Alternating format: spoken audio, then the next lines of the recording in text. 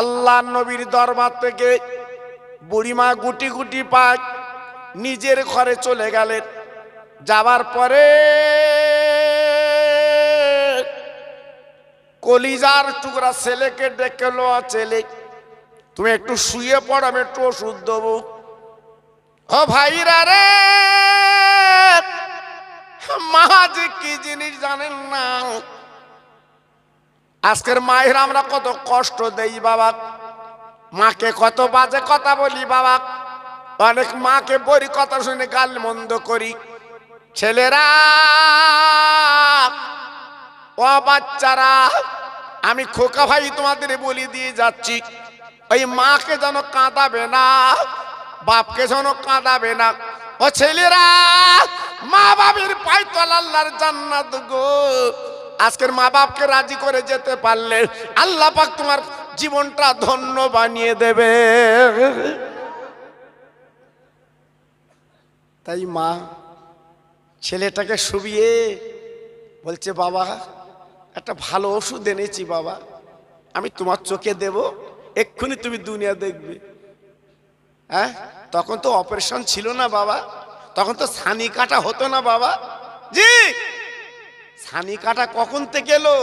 যেখান থেকে আমার রসুলের সিনা চাক করা হয়েছিল সেই দিন থেকে অপারেশন চালু হয়েছে বাবা।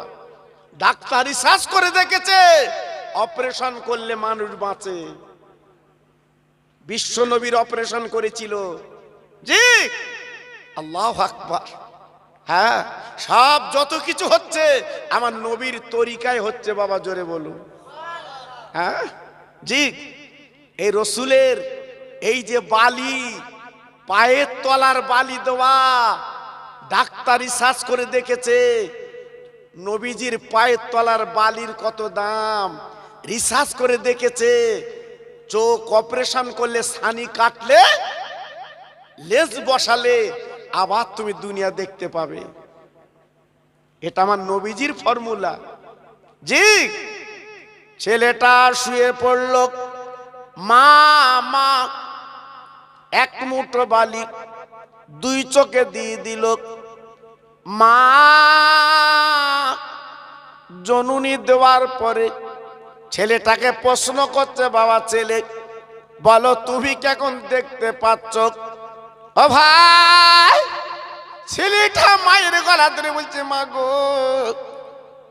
তুমি আমার চোখে কি দিলে বলো, আমি সব দেখতে পাচ্ছি। মা পিঠে ধরা জনম দুঃখিনী মা জননী শোনার পরে মার কলিজা যেন ভরে গেল। মা বুকের মধ্যে জড়িয়ে এলাই। ছেলে বলে, মা গো অনেক ঔষধ তুমি দিয়েছো মা, তুমি বলো মা আজকে তুমি আমার চোখে কি ঔষধ দিলে? দেওয়ার পরে সেরে গেল। মা বলে, বাবা তুই কার কথা শুনে গাল দিতিস? বাবা কার কথা শুনে ব্যঙ্গ বিদ্রুপ করতিস? হাটে মাঠে তুই গাল দিতিস। ও বাবা ছেলে, যার তুই গাল দিতিস, বাজে কথা বলতিস, সে আব্দুল্লাহর বেটা দিনের নবী মুহাম্মদ, তার পায়ের তলার বালি আজকে আমি তোর চোখে লাগিয়েছি। ওই ইহুদি ছেলেটা মার গলা ধরে বলছে, মা গো আমি বেঈমান আবু জেহেল, আবু লাহাব, ওদবা সাহেবা ওদের কথা শুনে গাল দিতাম। ওরে মারে, আজ আমি বুঝতে পেরেছি মা জননী গো, যার পায়ের তলার বালির এত দাম, একবার বিশ্ব নবীর দরবারে মা আমি একটু যেতে চাই। নারে তাকবীর, নারে তাকবীর। আজকের বলুন, আমার রসুল পাক যদি মনে করতেন আমিও ইহুদি, ওর ঔষধ দেব না, তাহলে আমার নবী পাকের কাছে আসতো। হ্যাঁ, আল্লাহর হাজি যারা আছে তো চোখে দেখেছে। আল্লাহু আকবার। আল্লাহর কাবায় নবী নামাজ পড়তে যেত। এই আমার রসুল পাকের ঘরটা আল্লাহর হাজিরা চোখে দেখেছে। আমি গুনাহগার দুইবার গেছি, 2001 সাল আরে 22 সালে গেছি। বিশ্বনবীর ঘরটা আল্লাহর হাজিরা চোখে দেখেছে। আল্লাহর কাবার পাশে নবীর ঘর। জি, আমার নবী পাক ওই ঘর থেকে বেরিয়ে আল্লাহর কাবায় নামাজ পড়তে। জোরে বলুন, চিল্লে বলুন, আর একটু জোরে বলুন। আবু জেহেল বেঈমান, উল্টো দিকে দেখবেন যত ঘর আছে পায়খানার ঘর, ওইটা ছিল আবু জেহেলের ঘর। আরব সরকার কি করেছে? বেঈমানের ঘরে সব বাথরুম তৈরি করে দিয়েছে। বাইরের হাজির আসবি, আবু জেহেলের ঘরে একটু বাথরুম করে যাবি। জি, বিশ্ব রসুলকে খবর দিয়ে বলেছিল, নবী গো, আমি একটু কলেমা পড়বো, আমার বাড়ি তোমাকে আসতে হবে।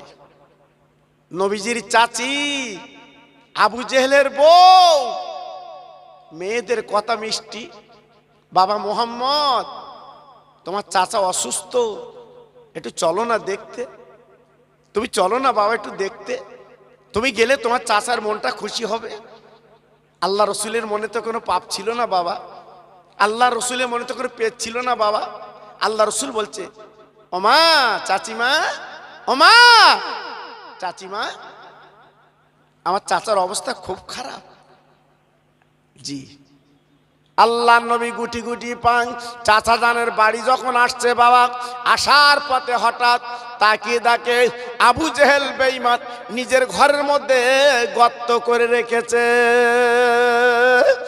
নবীকে গর্তে ফেলে মেরে দেবে, কোরআন কলেমা বন্ধ করে দেবে, আর কোরআন কলেমা যাতে না চলে, গর্ত বিশাল গর্ত করে রেখেছে বাবা। আল্লাহ রসুল দিনের নবী, মনটা ছিল উদারতা বাবা, চাচার কলমা পড়াবে, এই ছিল নবীর তামান্না।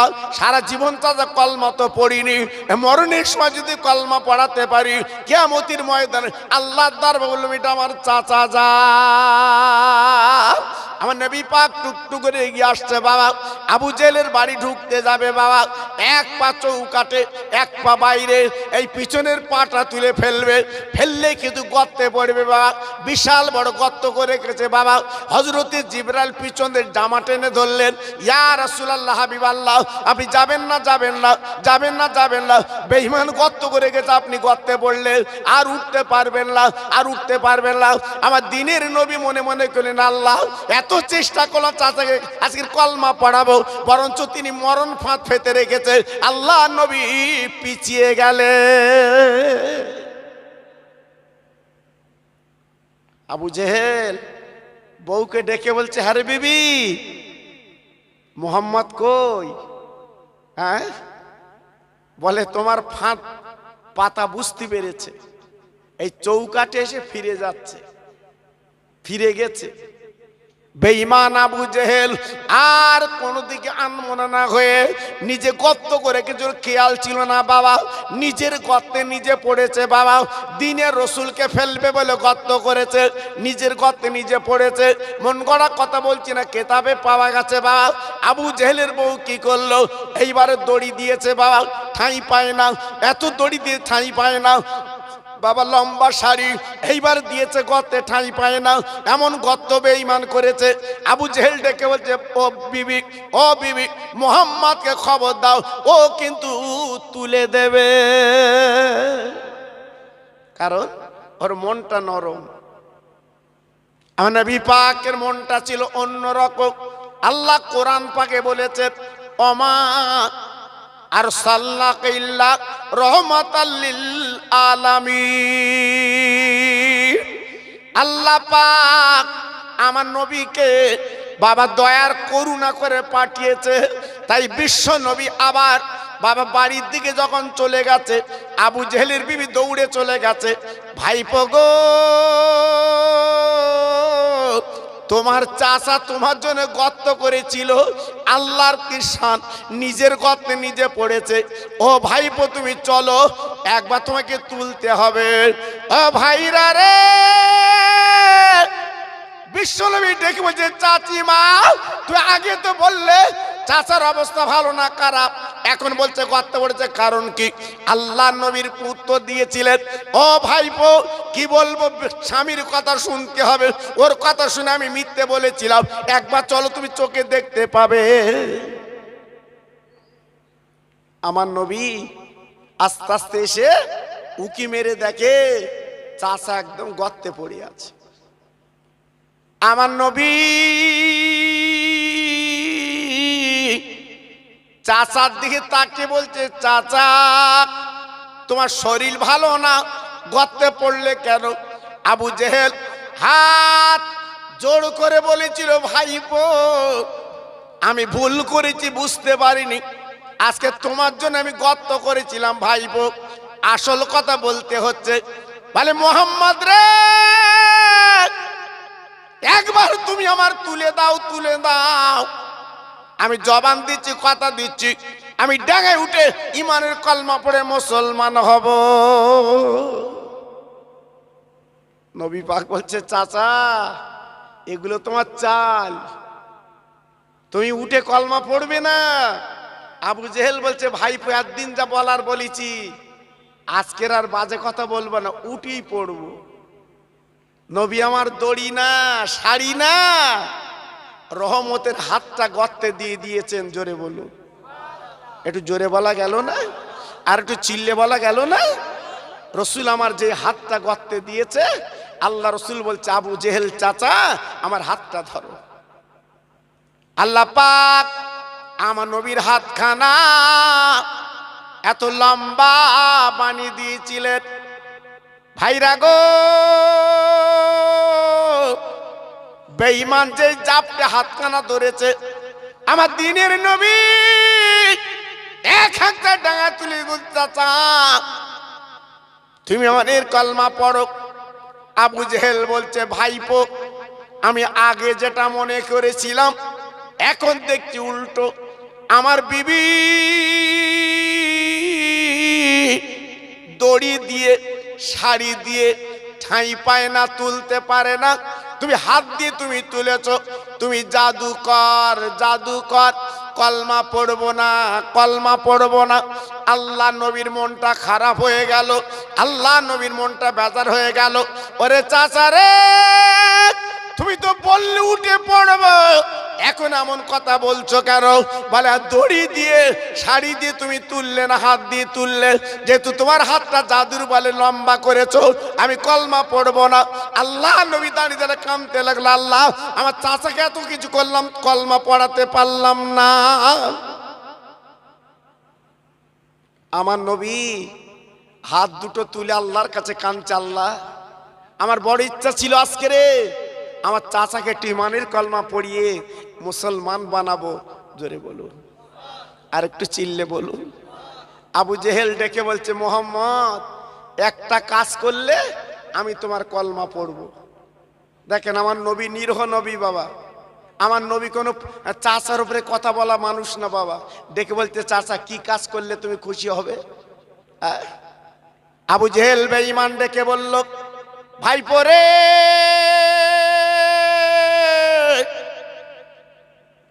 আমার হাতের মুঠোর মধ্যে কি আছে বলতে হবে। বেঈমান আবু জেহেল কিছু কাঁকল নিয়ে রসুল পাকের দিকে তাকিয়ে বলছে, মোহাম্মদ তুমি হাত দিয়ে যখন আমার তুলেছ, আমি দেখবো তোমার পরীক্ষা, তুমি হাতের মুঠোয় কি আছে বলতে পারবে। নবী পাক বলছে, চাচা রে আমি বলবো না হাতের মুঠোর মধ্যে কি আছে, ওই যদি বলে তুমি কি মানবে না? চাচা তোমার হাতের মুঠোয় কি আমি বলবো না? তুমি যা হাতের মুঠে রেখেছো ওই বলবে। আল্লাহ রসুল ডেকে বলছে, হাতের মুঠোয় কি আছে তুমি বলো, আমি কে? হাতের মুঠোয় কাঁকড় ছিল, সঙ্গে সঙ্গে কলেমা জারি হয়ে গেল, লা ইলাহা ইল্লাল্লাহ মুহাম্মাদুর রাসূলুল্লাহ। আপনি হলেন আল্লাহর নবী পয়গম্বর, আপনি হলেন আল্লাহ নবী পয়গম্বর, আমার নবী পাক দাঁড়িয়ে ছিল বাবা, ওই বেঈমান পাথরগুলো ছুঁড়ে আমার নবীর মুখের দিকে মারলো বাবা, বুকের দিকে মারলো বাবা।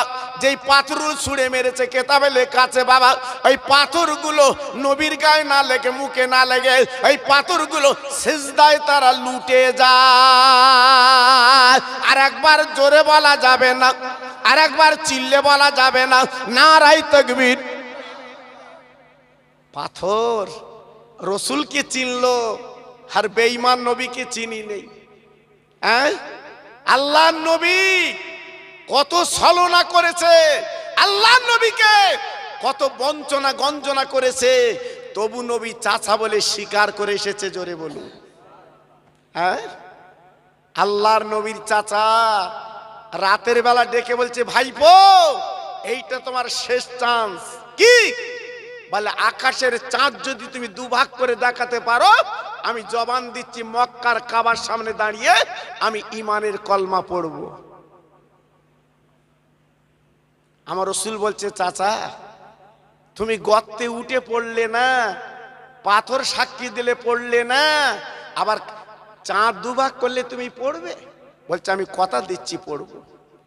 আল্লাহর নবী কাবার পাশে একটা পাহাড় আছে বাবা, ওই পাহাড়ে দাঁড়িয়ে আমার দিনের নবী, মধুর নবী শুধু আঙ্গুল ইশারা করেছিল, ও ভাইরা রে, চাঁদ নবীর গোলাম, সূর্য নবীর গোলাম, তারকা নবীর গোলাম, আসমান নবীর গোলাম গো, সারা পৃথিবী নবীর গোলাম। আমার নবী যেই আঙ্গুল ইশারা করলো বাবা, করার সঙ্গে সঙ্গে ওই চাঁদ আল্লাহ দুভাগ করে দেখিয়ে দিয়েছে। এক ভাগ পূব দিকে চলে গেল, আর এক ভাগ পশ্চিম দিকে চলে গেল। বেঈমান আবু জেহেল ডেকে বলছে, ভাইপো তুমি গর্তে হাত বাড়ি লম্বা করে আমার তুলেছ, ওখানে জাদু করেছ। আমি মনে মনে করেছিলাম চাঁদে তুমি জাদু করতে পারবে না। ও মোহাম্মদ আব্দুল্লাহর বেটা, আজকের চাঁদে তুমি জাদু করেছো, চাঁদ দুভাগ করে আমি কলমা পড়বো না। আল্লাহ পাকের নবী আর রাখতে পারলে চোখের পানি ফেলেছিলেন। আল্লাহ পাক চোখের পানি মুছে বলেছিলেন, খতামাল্লাহু আলা কুলুবিহিম ওয়া আলা সামিহিম ওয়া আলা আবসারিহিম গিশাওয়া ওয়া লাহুম আযাবুন আযীম। নবী গো, একদম ঘাবড়ো না, চিন্তা করো না।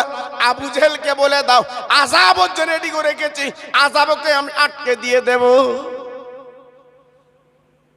জি হ্যাঁ, একটু ভাবলেন কত কৌশল, কত কি করেছে। খেতে আমার রসুলকে ক্ষতি করতে পারিনি। একটু জোরে চিল্লে জোরে বলুন সুবহানাল্লাহ। আর একটু জোরে বলা গেল না? জি, আমি যে কথা বলতে বলতে এত দূর এসেছি, সেই যে অন্ধ ছেলেটা যখন দুনিয়া দেখতে পেয়েছে, মায়ের সঙ্গে আমার রসুলের দরবার হাজির। জোরে বলুন। আর একটু জোরে বললেন না? আর একটু চিল্লে বলা গেল না? আর একটু জোরে তাকবীর দেন তো দেখি, নারায়ে তাকবীর। সবাই মিলেমিশে দেন তো দেখি, নারায়ে তাকবীর। এ দেখেন, শ্রোতা যদি ভালো না হয় ওয়াজ করতে কষ্ট হয়। এখন যেমন আপনারা ভরে গেছেন মাহফিলটা, কত ভালো লাগছে। আর আমি যখন এসছি প্রথমে অল্প কিছু ভাই, বাতি দেওয়ার মতো বাবা, জি যেন বাতি দেওয়ার মতো কিছু। এখন দেখেন দিন সব আস্তে আস্তে বুঝতে পারতেছে। আল্লাহু আকবার। এই বুঝটা যদি প্রথমে বোঝে যে তাই তো খোকা ভাই উঠেছে, আমরা যাই, ও লোক ভালো করে একটু চালাবে কুনি, কিন্তু আমরা আসবো কখন? শেষ বেলা। আরো যখন কিয়াম পড়বে, উফ, কচির মারে ডেকে এলে আসবে, শিগগির চল। জি, আগে ভাগে একটু আসবে না, আমরা সেই যাব, ট্রেন ফেল করে তাই যাব। জি, একটু মোহাব্বতের সঙ্গে জোরে সোরে তাকবীর দেন তো দেখি, নারায়ে তাকবীর। আমার পিছনে ভাইরে সবাই একটু বলুন, আল্লাহ খুশি হোক, আল্লাহ খুশি হোক বাবা। একটু আল্লাহর নাম লাও। জীবনে তো কখন নিতে পারবে কিনা সন্দেহ। আগামীকাল যদি কাপন গায়ে লেগে যায়, আল্লাহর নাম আর নিতে পারবে না বাবা, শেষ। জি, এই জন্য বলছি যতক্ষণ বেঁচে আছেন একটু আল্লাহর নাম নেন। নারায়ে তাকবীর। সুন্দর হয়েছে। সিলসিলায়ে হক ফুরফুরা শরীফ, সিলসিলায়ে হক ফুরফুরা শরীফ, নারায়ে তাকবীর। এই আওয়াজে আরেকবার কলেমা পড়েন লা ইলাহা। খুব সুন্দর হচ্ছে, আরেকটু জোরে লা ইলাহা ইল্লাল্লাহ, লা ইলাহা। বাহ বাহ, খুব ভালো হচ্ছে। হ্যাঁ, এই কলেমা আমাদের জীবনের শেষ মন্তর। জি, এক্ষুনি খাটিয়া ধরে কলমা বলতে বলতে যাবে। কালেমা লা ইলাহা ইল্লাল্লাহ, লা ইলাহা।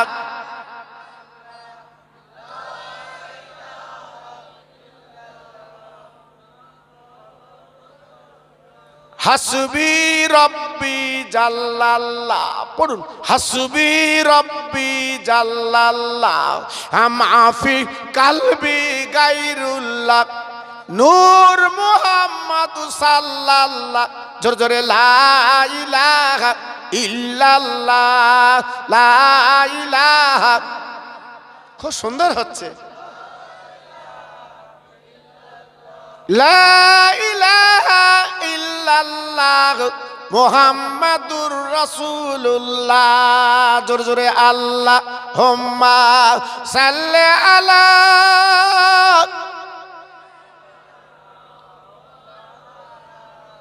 আহা পড়ুন ওয়া আলা আলি।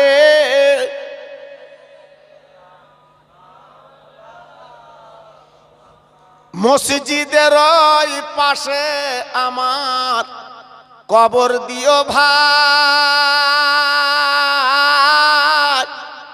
মুয়াজ্জিনের আযান যেন কানে শুনতে পাই। মুসল্লিরা হেঁটে যাবে আমার পাশ দিয়া, তার পায়ের ধ্বনি শুনবো আমি কবরে শুইয়া। জোরে জোরে আল্লাহুম্মা।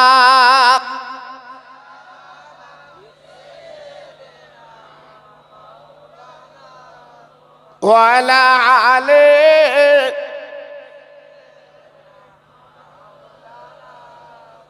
ও ভাইরা, বাবাজিরা, মা বোনেরা, বেটিরা গো, এই মসজিদের পাশে যদি কবর হয়, ডেলি 5 বার মসজিদ আজান দেবে। ও সোনার চাঁদেরা, তাই মসজিদের পাশে কবর খোলা একটু করতে হয়, মসজিদের পাশে শুতে হয়, মসজিদের পাশে শুতে হয়। 5 বার করে ডেলি আজান দেবে মুয়াজ্জিন। আজানের শব্দটা কানে যাবে বাবা, তোমার কবরে আযাব হবে না, তোমার কবরে আযাব হবে না। এই জন্য প্রত্যেকে চায় মসজিদের পাশে একটু শুতে পারলে ভালো হয়। বড় বড় ওলিরা পীরেরা সব মসজিদের পাশে তারা কবর। আমার দাদা পীর শুয়ে আছে আপনার মসজিদের পাশে, আমার খাজা বাবা শুয়ে আছে মসজিদের পাশে, আমার বসিরহাটের পীর শুয়ে আছে মসজিদের পাশে, আমার মাঝিরহাট পীর শুয়ে আছে মসজিদের পাশে। আল্লাহর ওলিরা সব মসজিদের পাশে শুয়ে গেছে। জি, তাই মসজিদের পাশে একটু কবর হলে ভালো হয়। জি ভাইরা, বাবাজিরা, না না, আমরা তো মসজিদের পাশে কবর করতে পারিনি, যেহেতু জায়গার দাম অনেক বেশি বাবা। সেই মাঠে বাবা দূরে আমাদের কবর বাবা, যেখানে ছেলে যায় না, মেয়ে যায় না, কেউ যায় না বাবা, সেইখানে আমাদের কবর বাবা। না না, যদি পারেন মসজিদের পাশে জায়গা করে ওখানে শোবার চেষ্টা করবেন, কারণ কিয়ামত পর্যন্ত ওই জায়গায় থাকতে হবে রে। একটু জায়গা করবে, একটু জায়গা করবে, লাভ হবে। মা জননী জনম দুঃখিনী মায়ের সঙ্গে চলে এলেন মদিনার মসজিদে। আমার দিনের নবী বাবা মেম্বারে বসে আছে গো, আমার নবী পাক ডেকে বলছো, মা মা তুমি আমার পায়ের বালি তুমি নিয়ে গেলে মা গো। আরে মারে, আবার তুমি কি করতে এলে? মা হাজুর ডেকে বলছে, বাবা মোহাম্মদ তুমি একটুখানি বেরিয়ে এসো বাবা, আমার নবী বাবা গুটি গুটি পায় মদিনার মেম্বার থেকে চলে এলেন। ওই মহিলা ডেকে বলছে, ও বাবা মোহাম্মদ, আজকের আমার যে ছেলে তোমার গাল দিত, বাজে কথা বলতো, কুটুতি করতো বাবা, ব্যঙ্গ করতো বাবা, এই সেই ছেলে, এর চোখ আমি বালি দিয়েছি, দুনিয়া দেখতে পেত না। ও ভাই, এইবারে মার পাট ছেলে দাঁড়িয়ে ছিল গো, আমার নবীর চেহারা দেখে আর দাঁড়াতে পারলো না, আর সহ্য করতে পারলো না, আমার নবীর পা কানা ধরে ইমানের কলমা পড়ে নিয়ে না। নবী গো, যাদের কথা শুনে ওদবা সাহেবা আবু লহব, ওদের কথা শুনে আমি গাল দিতাম, এখন দেখতে পাচ্ছি আপনার মতো রহমতের মানুষ আর পৃথিবীতে নেই। জোরে বলুন, চিল্লে বলুন, আর একটু জোরে বলা গেল না? লাস্টের বেলা জ্ঞান ফিরেছে, বুদ্ধি ফিরেছে। জি, আগে তো ফিরিনি, আগে তো ফিরিনি। জি, তখন ডেকে বলছে, নবী গো, আমাকে ইমানের কলমা পড়ে মুসলমান তৈরি করেলেন। একটু জোরে বলুন, আর একটু জোরে বলুন। আমার বক্তব্য আপনাদের কাছে, আমার রসুল জীবনে কোনোদিন কাউকে হেঁকে ডেকে তাসন দিয়ে আমার রসুল জীবনে মুসলমান করেনি। নবীজির আদর্শ দেখে, নবীর ভালোবাসা দেখে, নবীর প্রেম দেখে মানুষ পাগলের মতো ইমানের কলমা পড়ে মুসলমান হয়ে গেছে। জোরে বললেন না? আমরা সেই মুসলমান। আজকে লাঞ্ছিত, বঞ্চিত, পদস্খলিত, ফুটবলের মতো লাথি মারতেছে, আমরা গোলে ঢুকছি। যে কেন মুসলমান? তোমার একটা কোয়ালিটি আলাদা না? তুমি না শেষ নবীর উম্মত? জি, আল্লাহ পাক আমার তোমার কত সুন্দর করে বানিয়েছে। জি, আজকে নিজের ক্ষমতা, নিজের সবকিছু লস করে দিলে, শেষ করে দিলে। জি, আজকের পায়ে ধরে বলছি বাবা, আবু জেহেল, আবু লহব, ওদবা, সাহেবা, তাদের কপালে কলেমা জুটিনি। কলেমা জুটেছিল আবু বকর সিদ্দিক রাদিয়াল্লাহু তাআলা আনহু। আল্লাহর হাজিরা চোখে দেখেছে, আমি গুনাহগার চোখে দেখেছি আমার রসুল পাকের পাশে আবু বকর সিদ্দিকের কবর। জোরে বললেন না? আর একটু চিল্লে বলা গেল না? কপাল দেখেন, নসিব দেখেন। হ্যাঁ, আমার নবীর পাশে আবু বকর সিদ্দিক শুয়ে আছে, নবীর বাম পাশে শুয়ে আছে হযরতে উমর, যিনি ইসলাম জগতের খলিফা, যিনি ছিল অর্ধজাহানের খলিফা হযরতে উমর। আমার নবীর তরিকা নিয়ে ইমানের কলমা পড়ে ইসলাম জগতের দ্বিতীয় খলিফা আল্লাহ বানিয়ে দিয়েছিলেন। জোরে বললেন না? আর একটু জোরে বললেন না? তাই হযরতে উমর ফারুকের কপাল আমার নবীর পাশে শুয়ে আছে। কি কপাল!